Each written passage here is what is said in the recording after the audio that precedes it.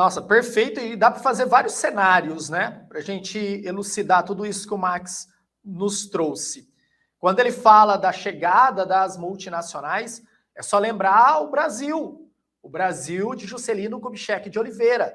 A abertura para a entrada das multinacionais. E qual era a intenção delas aqui? Usar mão de obra, usar o mercado consumidor. E o que o Brasil teve que fazer para poder, né, receber essas indústrias? Teve que se adequar de acordo com os interesses delas.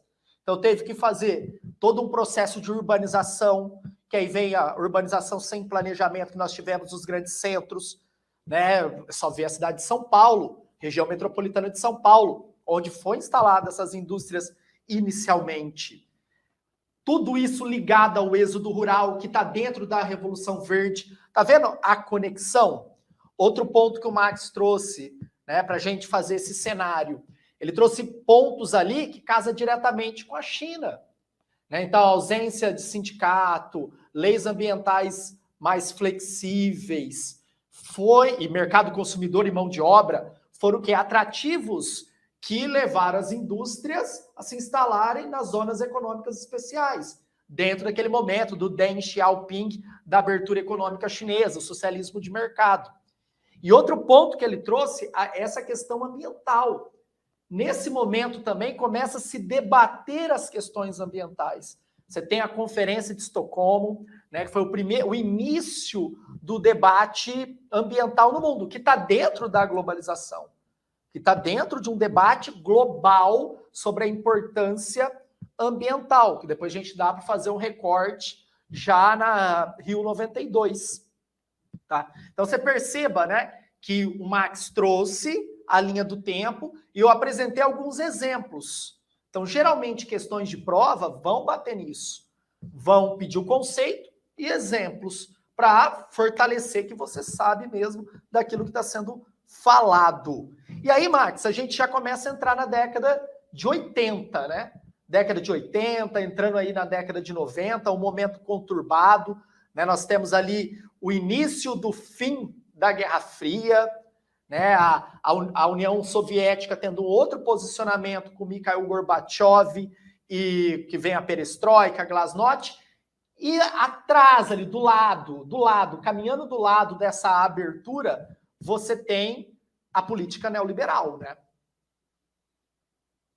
Exatamente, né? Quando você pega, aí, né, você teve essa ideia do mundo capitalista, porque é importante entender, né? Quando você está na Guerra Fria, o que se vende, o modelo norte-americano vendido, ele é um modelo do paizão, né? Aquela ideia do, olha, o Estado garante coisas para você, o Estado é importante, fica do nosso lado e tal.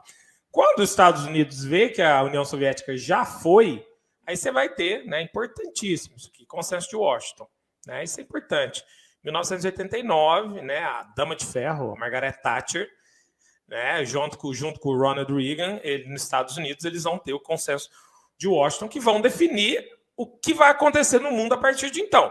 Então, a desglobalização, isso eu acho importante falar, porque nós temos uma mudança do período que você perde a estrutura bipolar, né, com o fim da Guerra Fria, e a gente entra na chamada nova ordem mundial, nova ordem multipolar e tudo mais, e que é definida no Consenso de Washington em 1989.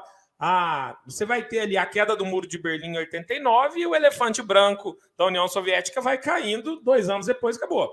Mas esse 89 é o fim da Guerra Fria.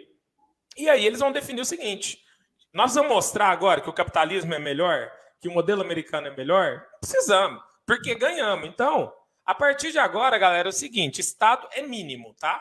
Estado é mínimo. Então, vamos privatizar, Estado não tem grana para cuidar do social, endividamento público, ó. É assim, não quero. Vai para onde? Não tem nem para onde ir, porque acabou o outro sistema. Então, a partir de agora, é neoliberalismo.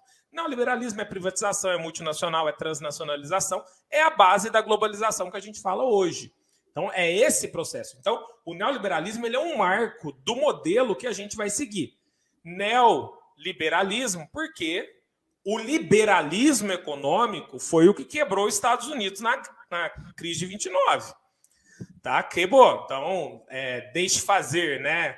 Deixa o mercado se virar. Quebrou os Estados Unidos em 29, aí você parte para uma ideia keynesiana, a força do Estado controlando o processo, o Estado, né, como um paizão e tudo mais. Quando chega em 89, o Estado vai admitir que não dá conta de fazer isso e não quer fazer isso, não se interessa, e as empresas públicas, as empresas privadas atrás.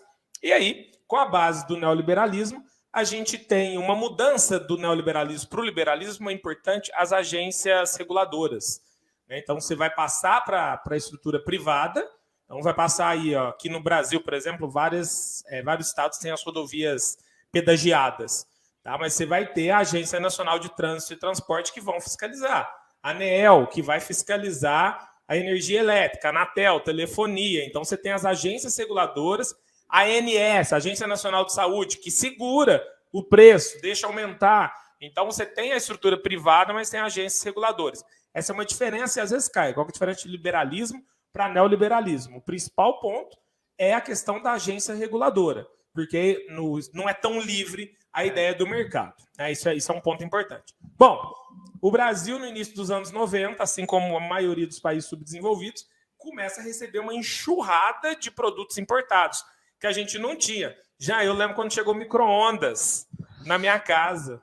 Micro-ondas, meu tio trouxe dos Estados Unidos o micro-ondas, veio a vizinhança inteira para ver. E apertava, meu pai tem isso até hoje. Aperta o micro-ondas e sai da sala, sai da cozinha, porque tem medo das ondas, da radiação. Então, assim, começa a ter um monte de produtos no Brasil e essas multinacionais e transnacionais começam a vislumbrar a ideia de um mercado consumidor que não tem esse processo tecnológico. E aí brilha os olhinhos do terceiro mundo e a gente começa a receber um monte de produto e trabalhar para as grandes